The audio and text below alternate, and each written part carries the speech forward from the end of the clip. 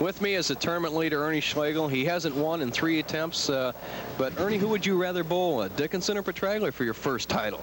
Either one. I've bowled each one. They each beat me for a title, so it doesn't matter either one of them. I'll beat him. What's going to make it different this time? Oh, more confidence and more experience. And my mental game, physical game is so much better. And the 80s, I promised the 80s would be mine. All right, good luck, Ernie. Back to you, Chris. And are these professionals tough? Petraglia with a 3-bagger. Dickinson with a strike up in the 5th, came back with a strike in the 6th to cut the lead to 2 pins. What a great semifinal match in the Miller Classic. There you see how it's going. 3-bagger for Dickinson at the start, a spare and a double. Petraglia opened with a double, marked with a spare, and then 3 in a row. Now to take the lead.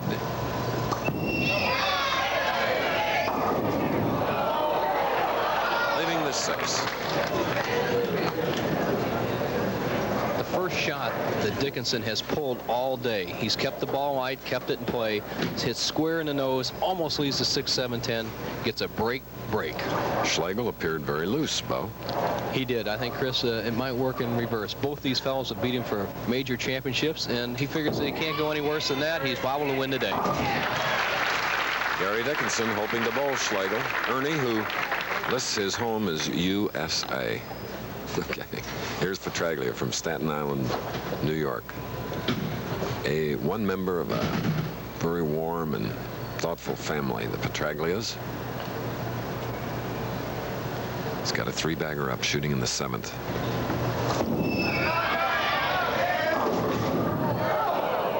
A 6. John making the adjustment on the left side. He went high and tripped the 6-pin, so he moved a little further to the right on the approach and went a little wider with the shot. Here's Petraglia's style from behind. Notice the open shoulder, and watch the trajectory of the lane. Out around the first arrow on the left. He can do that because he doesn't have to cross the track area that is worn on the right. Almost gets a 6-pin out. Chris, the move for left-handers is almost the same as right. It's just that if you're going high on the left side, you move to the right. If you're going high for a right-hander, you move to the left. Just transpose everything, and the same basic principles work for everyone. All right, as you see the score, a 2-pin difference. Reminder that soon we will see the Nelson Burton bowling tip of the week. Subject today, the backup ball.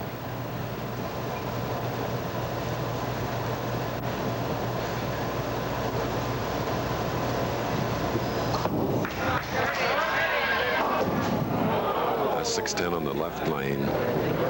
A mental error by John. He knows that he lost that ball at the top of the swing, and he just didn't give it quite the room he wanted to. This match is all even through 8, 7 frames.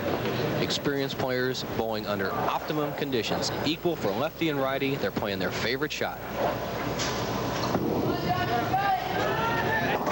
All right, spare in the 8th frame for Petraglia.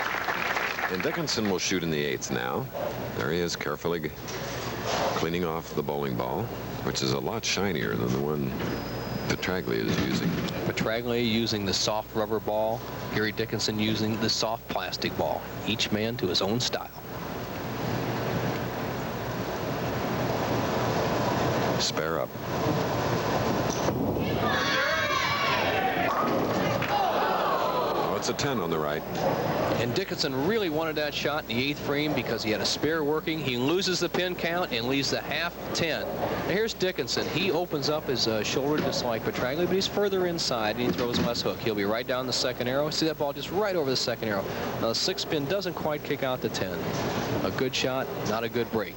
Now he trails by 1 pin with a conversion. Cross lane.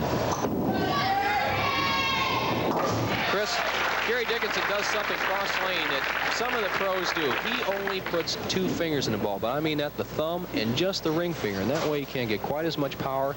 And remember, just to make those spares, all that you have to do is throw the ball straight and touch them. So it's a good trick from Dickinson, and some other people might want to try it. Just the thumb and the ring finger kills the ball, straighter shot. You're full of good tips today, Nelson. Thank Palmer Falgren for that one. He noticed him. Our statistician. Big frame. 9th. Oh, gives Dickinson 185 through the 8th with that strike in the 9th. Now, Petraglia. And you could see Dickinson's reaction. He knows the score. Pro bowlers know that score almost all the time. It's just inbred in him. Petraglia trails by 1, needs to answer with a strike. But they both made sure by coming over to Harry Golan and checking the score. Both of them did. Always a good idea on television. They show their experience. 9th frame, 1 pin difference.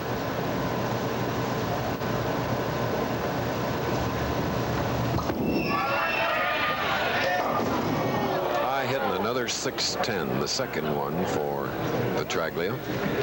Petraglia trailing by 3 pins now with a conversion in the 9th frame. You see from a low camera how Petraglia's playing that outside line. The ball's just slightly high.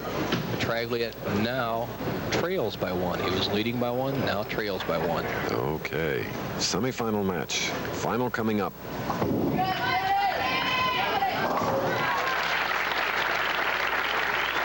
If you recall last year in the North High Life Open and last year's winter tour, Petraglia was in the same situation, trailing by 1 pin. He threw 3 crucial strikes in the 10th frame to win. He's a clutch player.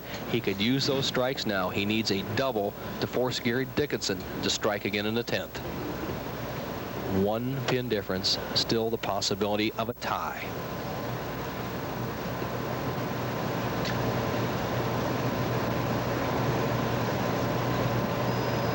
Taking a little more time.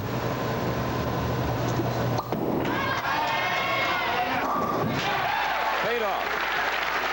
John Petraglia, Staten Island, New York. Johnny Petraglia knows his own emotions. When he needs it, he just rears back and puts all the power he can get into it. A lot of speed and a lot of lift and turn. He now trails by 1 with another strike. He'll force Dickinson to strike. Dickinson not paying any attention, just working on his own game. He knows he may have to throw 1 more strike. Needs this one to take the lead.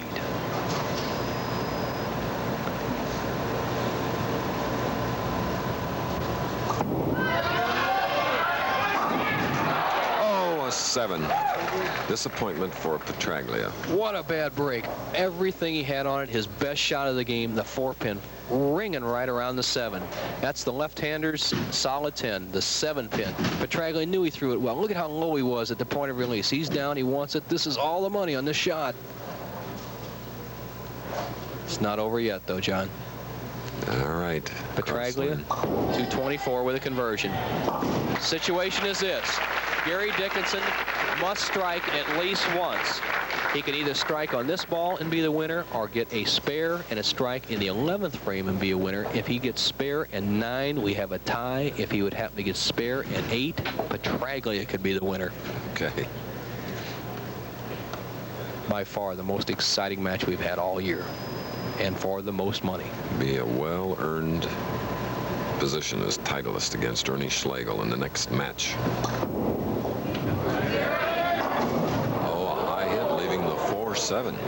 Here he got a break. He knew he quit on the ball a little bit, and he was a little protective. And now the situation of a tie looms ever so close. Breaking up the 4-7 could have been a 4-7-10. The 10-pin will just barely kick out. Watch that.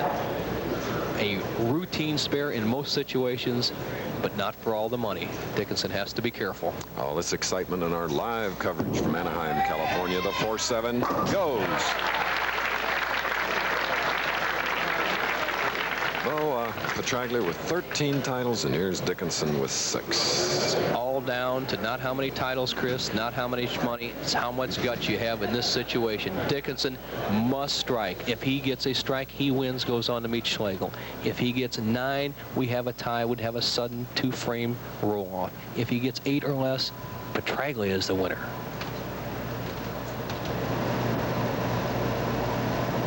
Here we go.